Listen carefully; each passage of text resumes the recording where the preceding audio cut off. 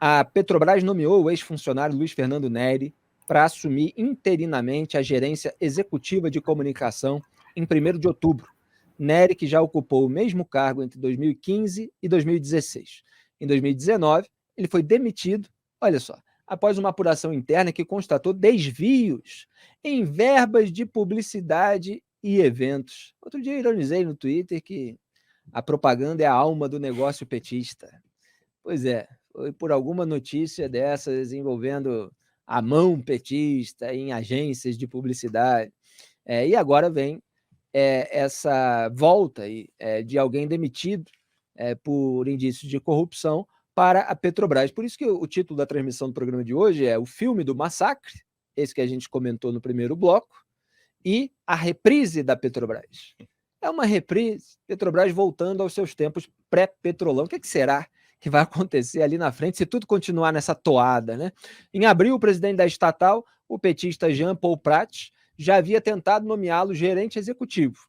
Porém, a recontratação foi barrada pela empresa em razão das irregularidades do passado. Quer dizer, havia ali uma blindagem até outro dia na Petrobras que está sendo desmantelada.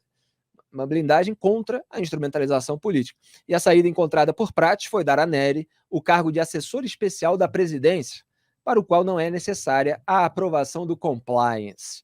Segundo o Globo, Neri é indicação pessoal do presidente Lula, o que justificaria a insistência para nomeá-lo. Claro que tinha que ter o dedo do Lula aí nessa história. A gerência executiva de comunicação administra uma verba de cerca de 150 milhões de reais para a contratação de agências de publicidade, comunicação e patrocínio. Greve. A verba de publicidade em todas as frentes é aquilo que os petistas querem controlar. Pergunta para o Marcos Valério. Pergunta se não era assim. Marcos Valério, de triste memória, mensalão. Se você é jovem. Se você é jovem, né? Não tem os meus cabelos brancos, não estava prestando atenção naquela época, lá, 2005, 2006. Marcos Valério era o publicitário que estava no centro do caso do mensalão. Depois tivemos os publicitários petistas envolvidos no Petrolão e por aí vai, né? A única coisa que a gente pode, assim, ficar feliz é que o PT valoriza a comunicação, né, Felipe? Não despreza essa... eu sei o quanto, eu sei. Eu sei o quanto o PT valoriza a comunicação. A comunicação tem que ser do jeito do PT. Do jeitinho. Senão, rapaz, o que toca de telefone não é brincadeira. Agora, o que eu queria chamar a atenção é sobre o ódio evidente que o PT está cultivando em relação ao compliance da Petrobras. O compliance da Petrobras é o que está dando dor de cabeça para o PT. Não deixou o Lula enfiar o homem de confiança dele lá na empresa, ele conseguiu dar um jeito. Agora estão querendo mexer, como a gente já comentou aqui no programa também, estão querendo mexer no estatuto da Petrobras para reduzir o poder das áreas de compliance. Estão dizendo, vocês não podem criar empecilhos maiores para a contratação de executivos do que aqueles que estão na legislação.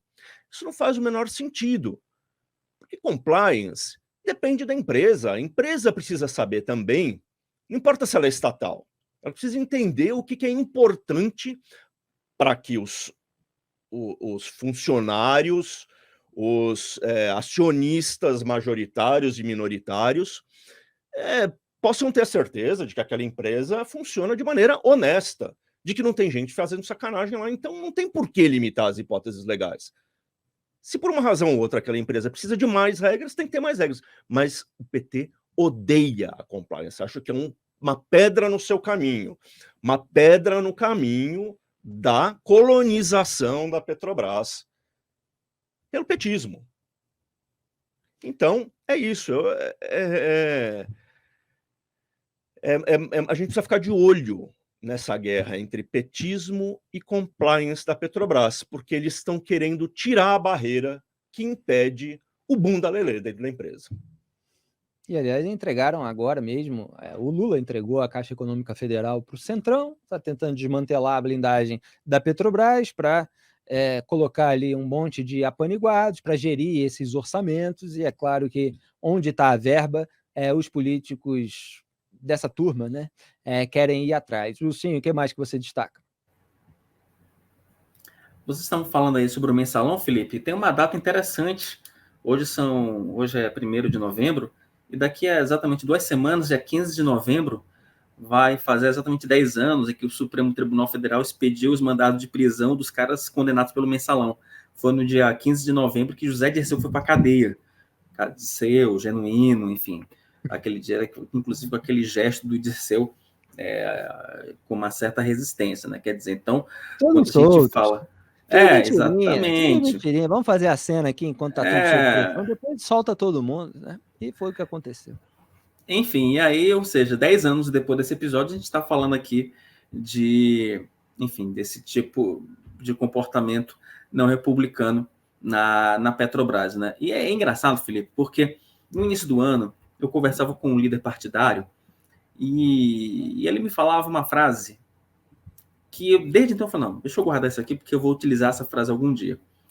Ele me falava o seguinte: Wilson, fique de olho nos gastos de publicidade do PT. Eles vão repetir a mesma coisa dos últimos anos. Assim, parece que foi uma profecia. E essa história da Petrobras aí, ela é um belo indicativo, né? É bom lembrar que o Felipe, né, Neri, né, ele tem, além dos seus episódios ligados à corrupção e tal, ele também tentou emplacar a esposa como rainha de bateria da Portela, a Patrícia Neri, né? Então, assim, esse é o nível da Não turma atravessem o meu samba. Você é portelense? É demais. Não, eu gosto, enfim, de várias escolas, porque frequento desde sempre no Rio de Janeiro, a Portela, inclusive, frequentei muitas vezes a feijoada da Portela, né? Eu brincava, já repeti isso muitas vezes. O primeiro sábado do mês era a feijoada da Portela, o segundo da Mangueira, o terceiro do Império Serrano. Eu falava que no quarto eu descansava. Então, assim, tem maior carinho pelo pessoal da Portela e pessoal de quadra, evidentemente, pessoal que gosta da alegria, da arte, né? Não a parte podre do Carnaval do Rio de Janeiro. E ver político tentando, né, ainda instrumentalizar a escola de samba é o fim da picada. Né? Aí não, né? Deixem pelo menos a nossa farra em paz. Fala, Wilson.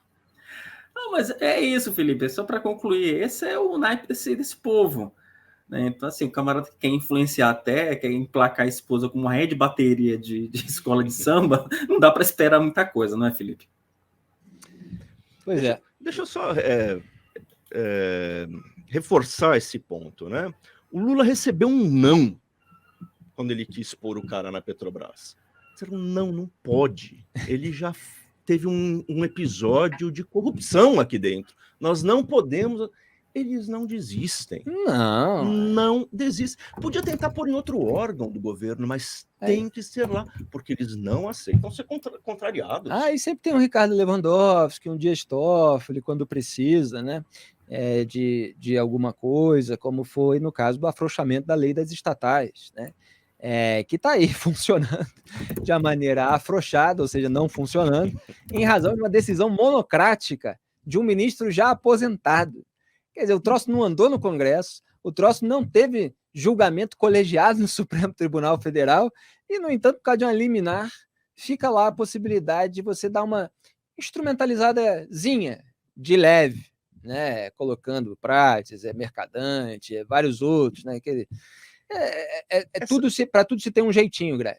Essa decisão do Lewandowski, ela é tão absurda, porque a justificativa dele foi a seguinte: a gente tem que dar essa liminar, porque daqui a pouco vai ter a assembleia da empresa e eles precisam ter os nomes para apreciar. Ou seja, a preocupação dele era garantir que os nomes indicados pelo governo tivessem a tempo lá. Que indicassem outro. A preocupação dele não era proteger a empresa, era garantir que 2 nomes de 200 milhões de brasileiros pudessem ser contemplados contra o interesse da empresa.